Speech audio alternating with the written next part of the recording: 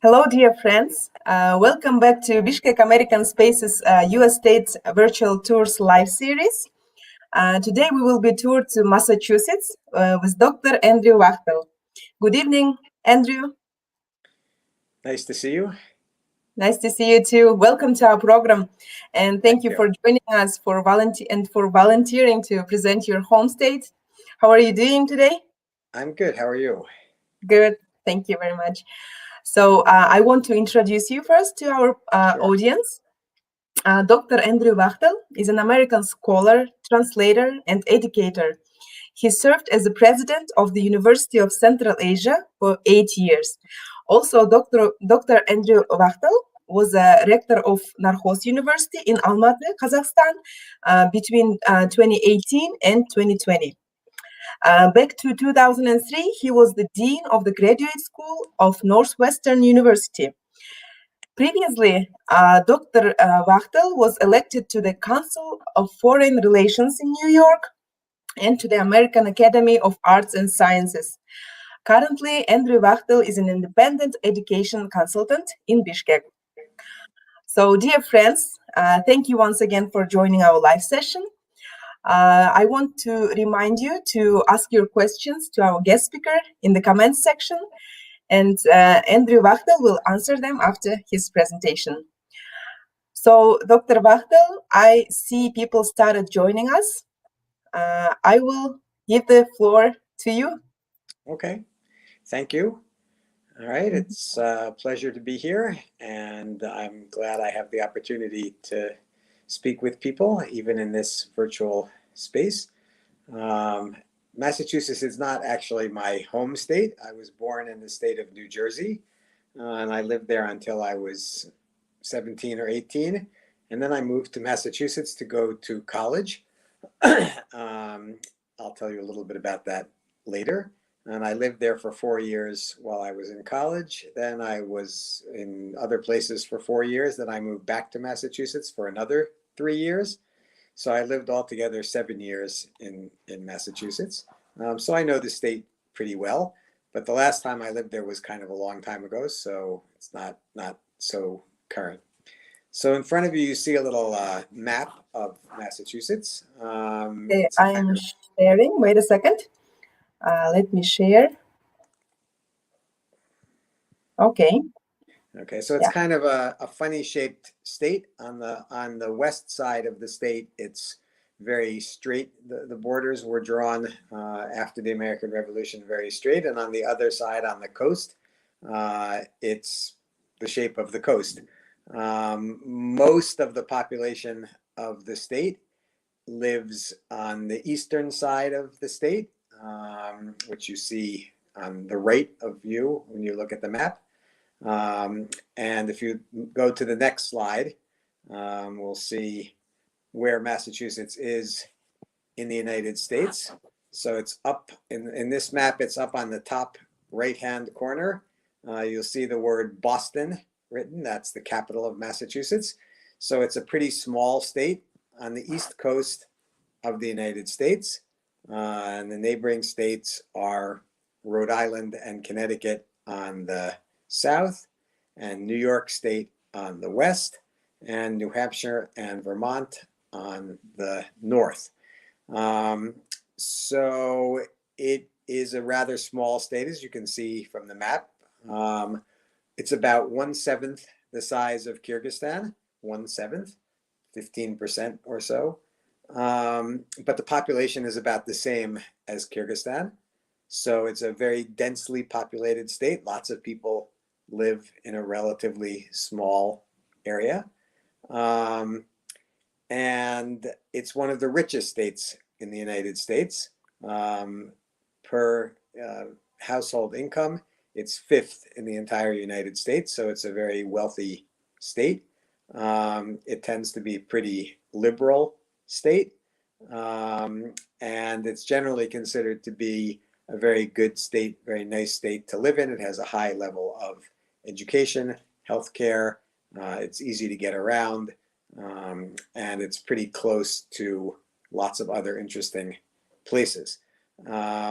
So I will go to the next slide and we'll go find out a little bit about Massachusetts's history. So as you know, the United States was colonized in the 17th century, in the early 1600s. The northeastern part of the United States, where Massachusetts is, was a British colony. But before the British colonists came, there had been Native American tribes living in the area around Massachusetts for thousands of years.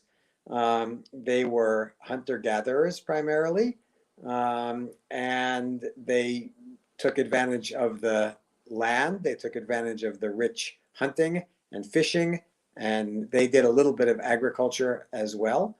And it was a rather densely populated area even before the British colonists came. Unfortunately, when the foreigners came from Europe to then what they considered to be a savage and unsettled land, they brought with them diseases that the people who had lived there for thousands of years had never been exposed to. So it was a little bit like the pandemic that we're going through now, except that it was massively more deadly. And approximately 90% of the local population, the people who lived in the area that was Massachusetts or that would become Massachusetts, 90% of them died in the 20 or so years before the colonization began. So from about 1600 to 1620, almost all the local people who lived there died because of diseases. And so when the British settlers came, they found a fairly empty land. The first British settlers who came to the area of Massachusetts were called the Puritans. They were a group of very strict religious Protestants who had broken away from the Church of England in Great Britain, which they thought was decadent and not religious enough. And they came looking for a place where they could live and practice their religion the way they wanted to. So they moved and they arrived. The first group arrived in Plymouth, which is on the southeast coast of Massachusetts, in 1620. It was a rather small group, something like 50 or 100 people, men and women, and they expected to start a colony there.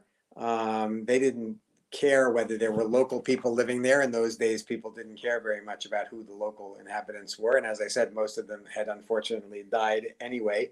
So it was a fairly empty space. But when they came, they arrived in the late summer of 1620. And you can move to the next slide, please. When they arrived in the late summer, they were not very well prepared for what they would find. They didn't have enough food. And actually, they were befriended by the local Native Americans. And the picture that you see here is a kind of mythological recreation of the British colonists on the left hand wearing their very specific European garb of the 1620s. And on the right side, you have the local Native Americans wearing what they would have worn more or less at that time.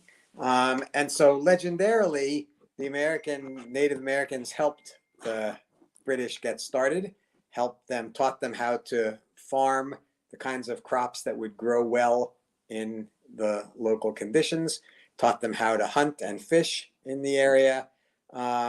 And according to the legend, after the first year, the colony had survived its first year in 1621, they gave a feast to celebrate this survival of the group. And that became the origin of the American holiday Thanksgiving, which this year will be on November 26th. It's always the last Thursday of November in the United States. And so that holiday commemorates at least the legendary friendship of the British colonists and the Native Americans. Unfortunately, rather quickly, however, the British started to treat the Native Americans quite badly. You can go to the next slide. And they slowly pushed them off their lands and began to settle by themselves. The most important city in Massachusetts from the early colonial days and until today was called Boston. It's the capital of the state of Massachusetts.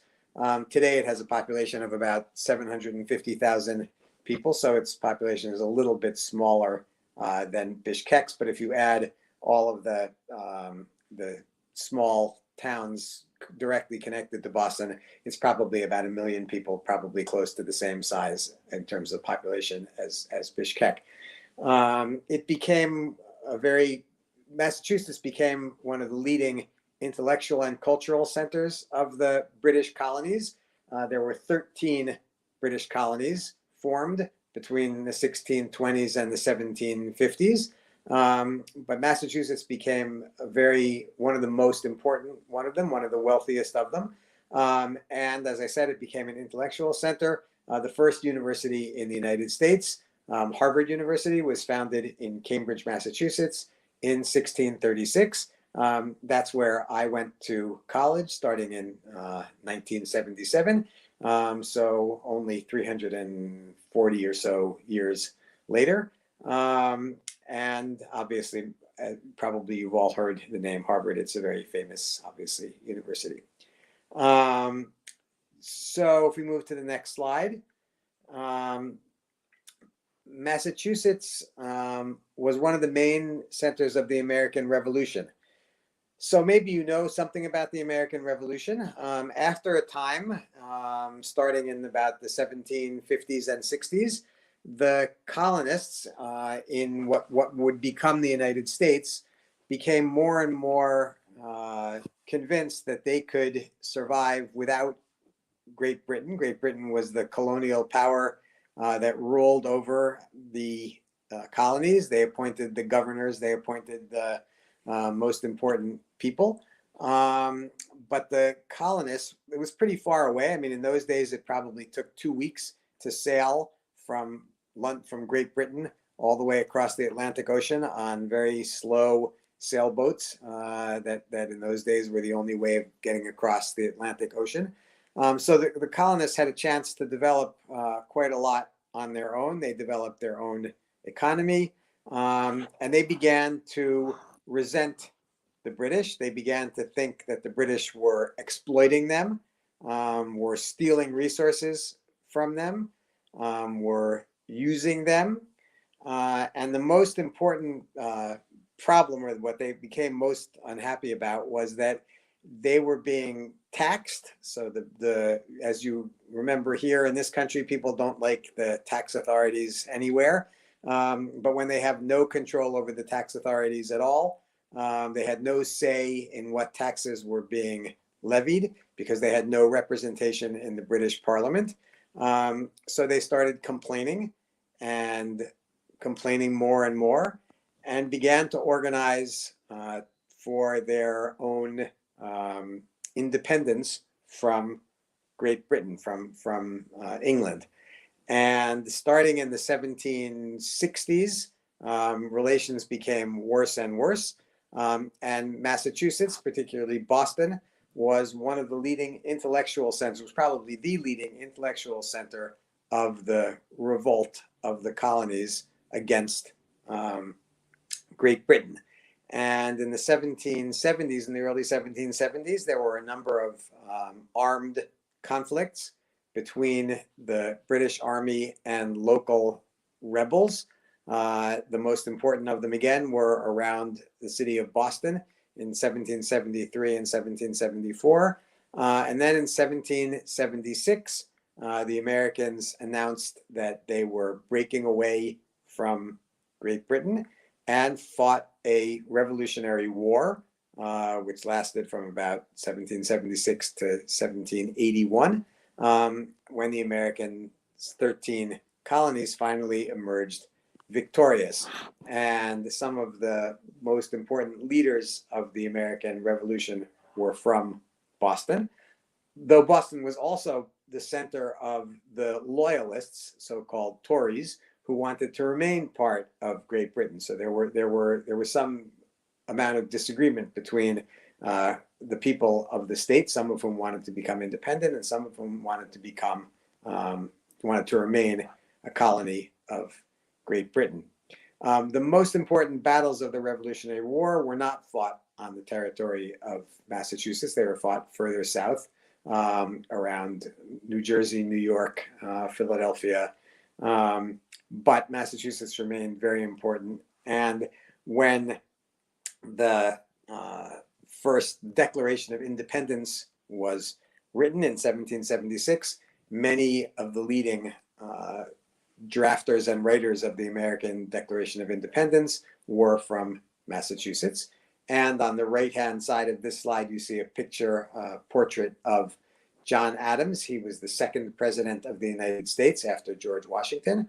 And he was a native of Boston, a native of Massachusetts. So the second president of the United States came from Massachusetts. Other presidents from Massachusetts included John Adams' son, John Quincy Adams, and then much later, John F. Kennedy, who was president of the United States in the early 1960s. Okay, we can move to the next slide. So in the 19th century, Massachusetts became a leading industrial center of the United States. The way the United States worked, of the 13 colonies, there were two really major sections. The section called New England, which Massachusetts is the most important state, is the North and the East. And then the other main center of the country was around Virginia in the South. Virginia and south of Virginia was primarily agricultural territory. They grew tobacco. They grew all sorts of grains and other crops. The North was less good for farming, and so it developed industrial power. And they particularly used hydropower, water power, to run all sorts of activities. It was also, as the picture on the right-hand side shows you, Nantucket, which is an island off the coast of Massachusetts, but is part of the state of Massachusetts. Nantucket became the capital of the whaling industry in the entire world. I don't know how much you know or may know about hunting whales, or why you, of course, in Kyrgyzstan, far from the ocean, we wouldn't probably know too much about hunting whales. But in the 19th century and early 20th century, whale oil was used for lighting before electricity became ubiquitous in the late 19th century. Most houses, or many houses, were lit by the oil that was derived from whales. And so people went on boats around the world, harpooning these enormous whales. You see this picture here drawn by a person who was a whaler. They would get in these small boats and try to stick these enormous whales with harpoons and kill them.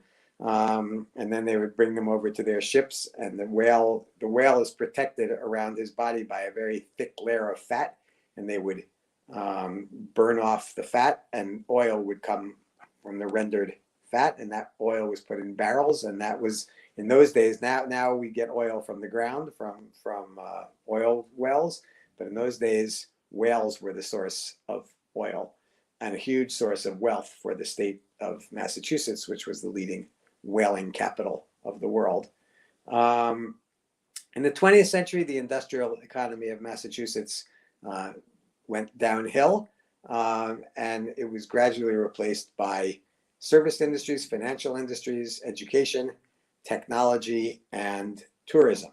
And as I said, today, Massachusetts is known as one of the most wealthy states in the United States. We can move to the next slide.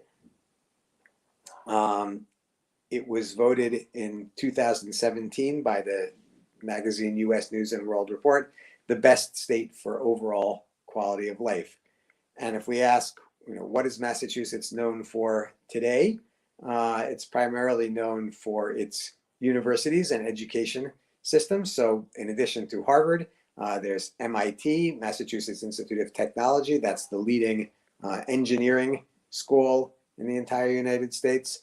Tufts University is a very strong university for engineering and also for sciences.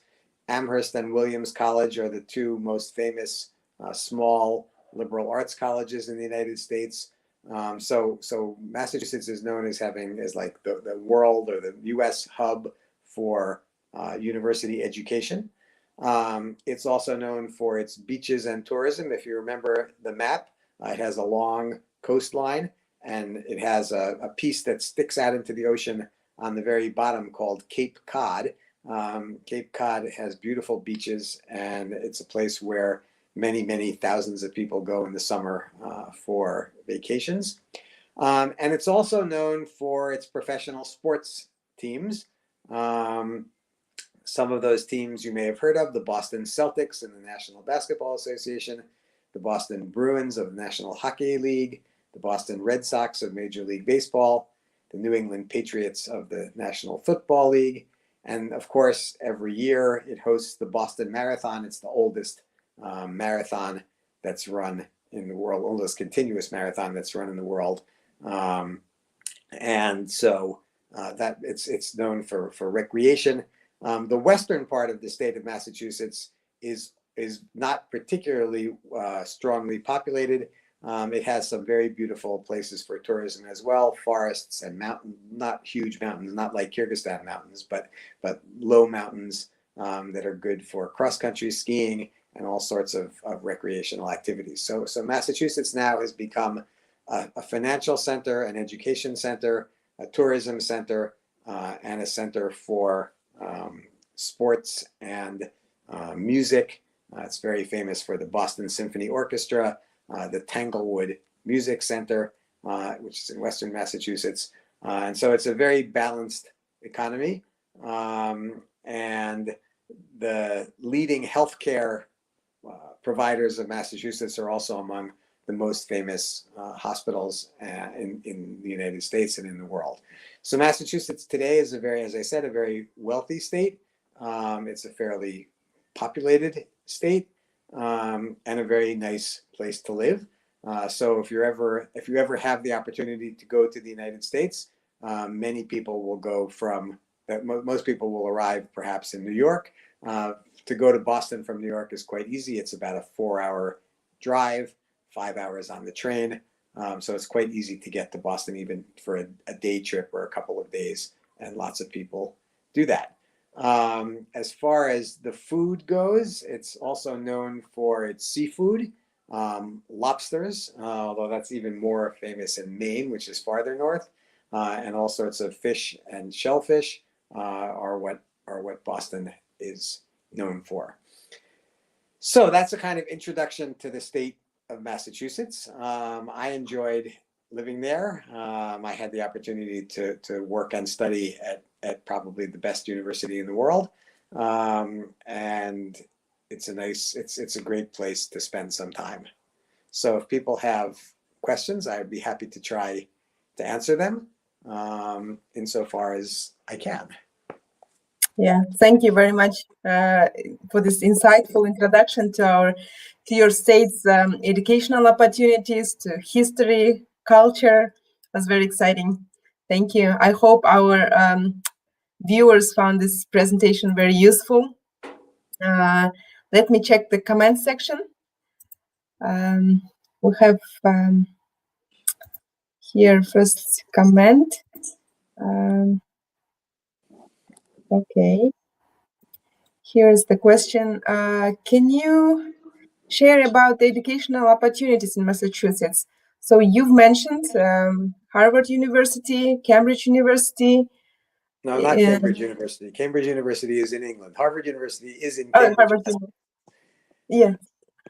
So if you have any addings or other opportunities, yeah, you can share.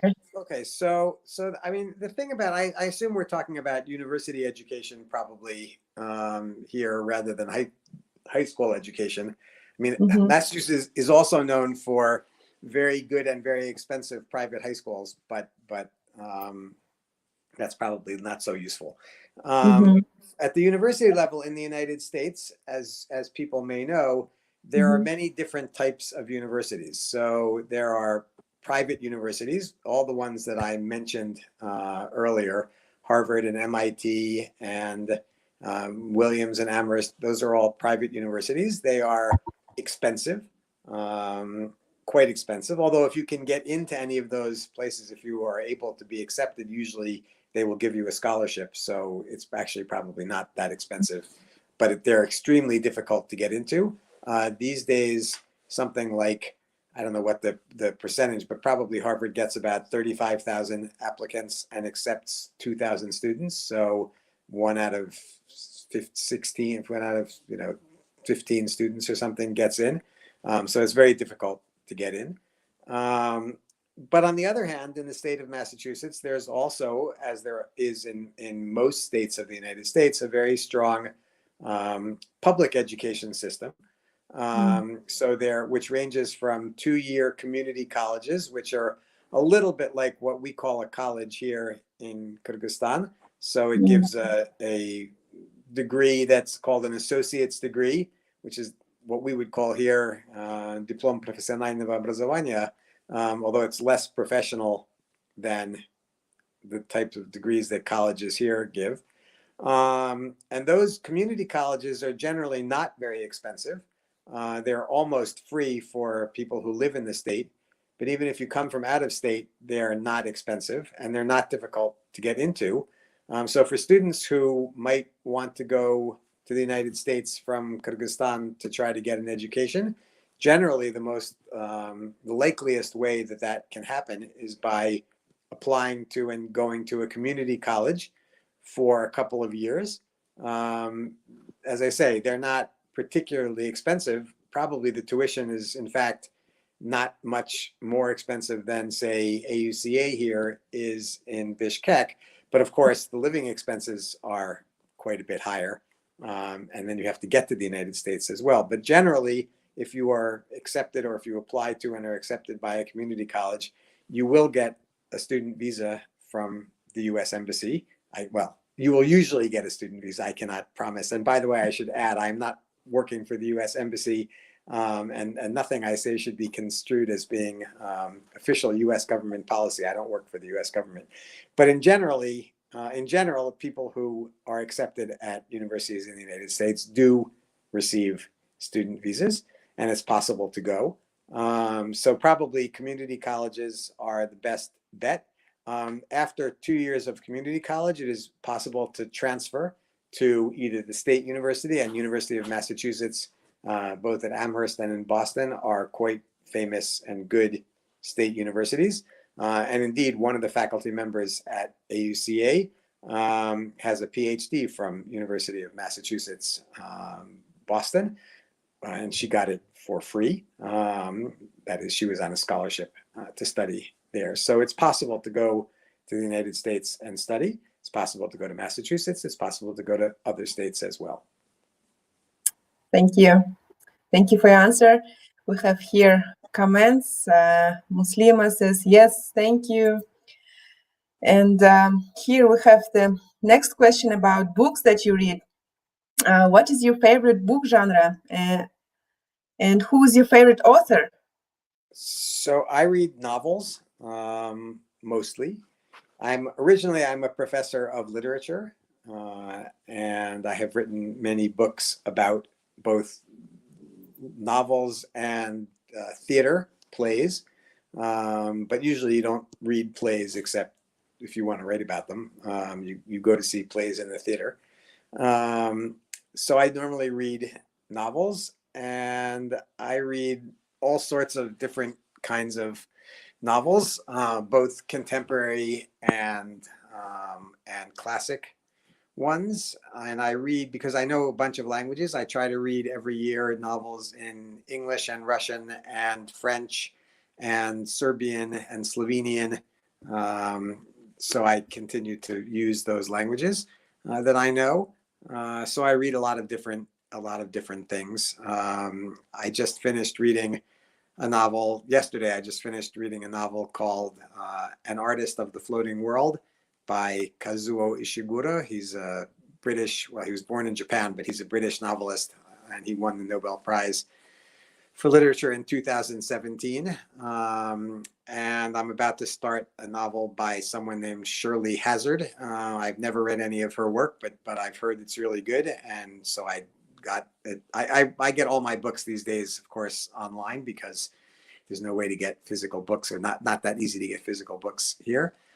So I just bought her novel, and I will start reading it tonight. Nice.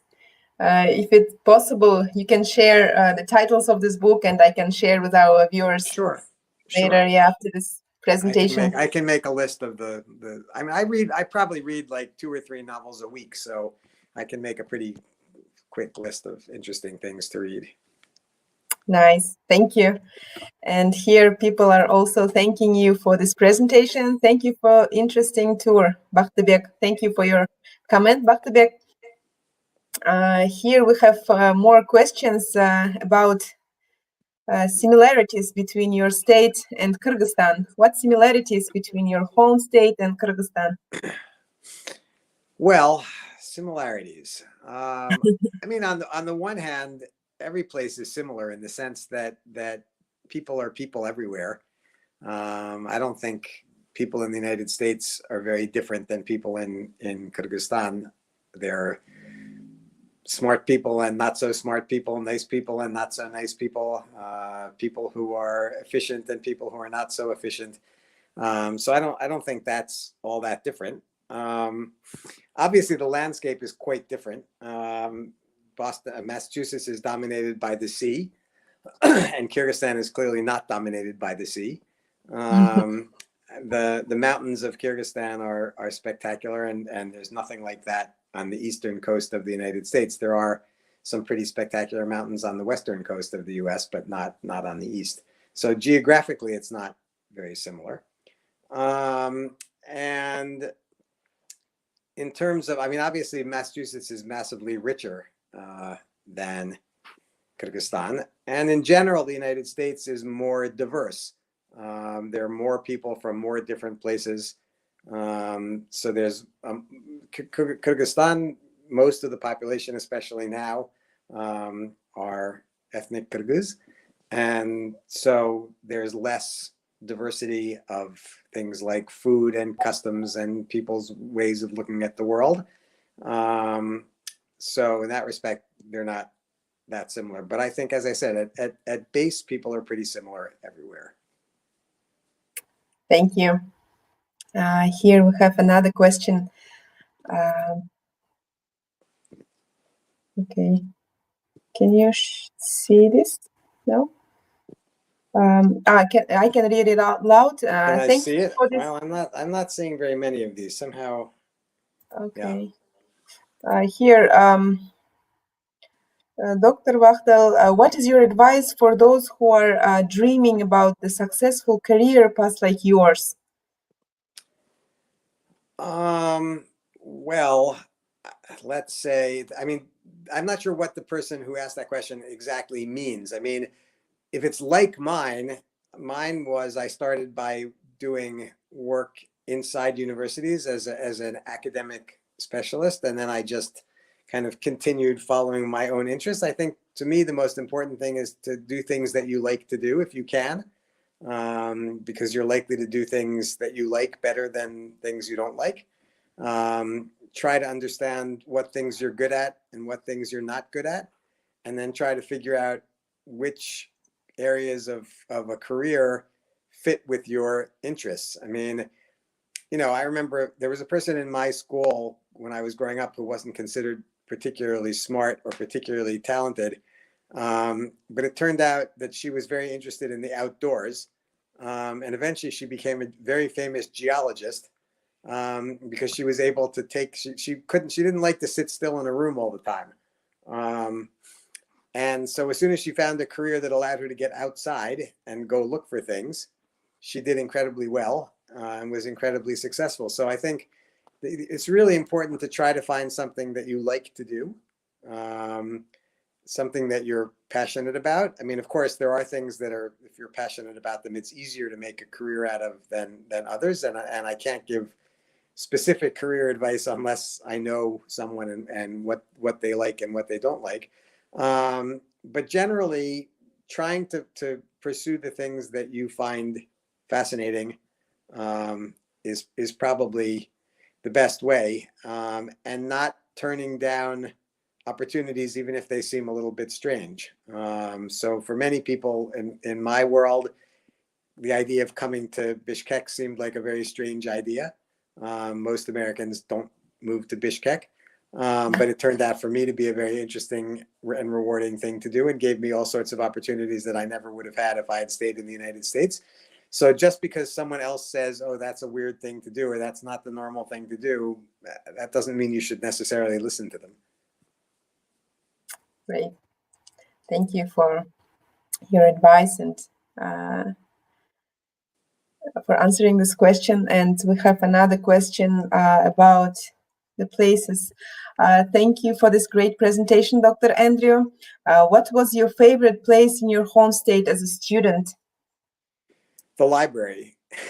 So the library at Harvard is the most amazing library. And as opposed to libraries here, where you can't really go and touch the books, there, the library, the stacks are open. You can go in and you can take anything you want off the shelf and look at it practically. And so the opportunity to go and find at one of the absolute best libraries in the world, to be able to go find whatever you wanted and take a look at it and decide whether it was useful or not was fantastic. That was just one of my absolute favorite places. That and the place where we used to practice. I played in the orchestra, the university orchestra, the whole time I was at the university. And the place where we used to rehearse is an amazing hall. And that was a great place to go and enjoy playing music with other people. And then the other thing I did a lot. I played a game called squash. It's like an indoor version of tennis, but you hit the ball against the wall. And you play two people on the same court. And I learned how to play there and played a huge amount of squash at Harvard. So squash courts were another of my favorite places to go. So I like the music and sports and the library. Nice. Yes, libraries are really nice place. So we have American spaces which are very similar to American style libraries. So you should visit one of our American spaces. I've been to the one in Bishkek actually. So. Oh, nice. So here we have a question about your current job. What type of educational consultations do you provide? And can we ask for consultations on how to apply for US universities? So, I mean, what I'm doing right now is working with universities to try to make them better. So I'm working with a university in St. Petersburg, Russia, on redesigning their curriculum. I'm working with a university in Uzbekistan. It's a new university there, to try to get their curriculum to work. And I'm starting a college here in Bishkek with some friends and acquaintances that will focus on design and architecture and creative professions. So hopefully we'll soon be able to help people get the kind of background education they would need to be successful going elsewhere or staying here. I don't really do individual consulting because it's not really something that I've ever done. I mean, if people want to ask me things, it's easy enough to find me on Facebook. If you want to ask a question, I mean, obviously I'm not going to answer a question like that now because there's too many different people here and I don't know who you are. But if someone wants to write me and ask some questions, I can be helpful. I probably can't spend thousands of hours trying to sort of help you specifically get into a U.S. university. There are some obvious tricks and it's obviously things you have to do, and I can help give you some pointers in that direction. So if you want to write to me, just write to me on Facebook, and I will try to be helpful. Thank you. Here we have a question about your relatives and friends. Are you still keep in touch with your friends and relatives in Massachusetts? So I have some friends in Massachusetts. I don't have any relatives who live in Massachusetts. My relatives live in New Jersey and New York, and of course, and now North Carolina. So I keep in touch with my relatives, of course. Friends I have all over the United States and all over the world, and of course, in this day and age, it's pretty easy to keep up with people. It's just a question of how much time you have to do it. So yeah, I keep up with people all over the world, in the United States, in the Balkans, in Russia, in Kyrgyzstan, lots of places. Mm-hmm. Thank you. So here we have a question from Muslima. She's asking, thanks for interesting, thanks I have question, hope for it. I want to go to USA for higher education, suggest good and cheap college or university. Well, as I said, there's only two ways to go, really. You either can get into the most expensive colleges because they will give you education for free if you can get in, or the cheapest ones. And the cheapest ones are, as I said before, community colleges. They exist in every state in the United States. And you have to do a little bit of research about which ones are likely to accept students from Kyrgyzstan. You have to prove that your English is good enough to study. So you have to take some kind of an exam like the SAT or IELTS or some kind of recognized TOEFL, some kind of recognized international English exam to prove that you are capable of studying.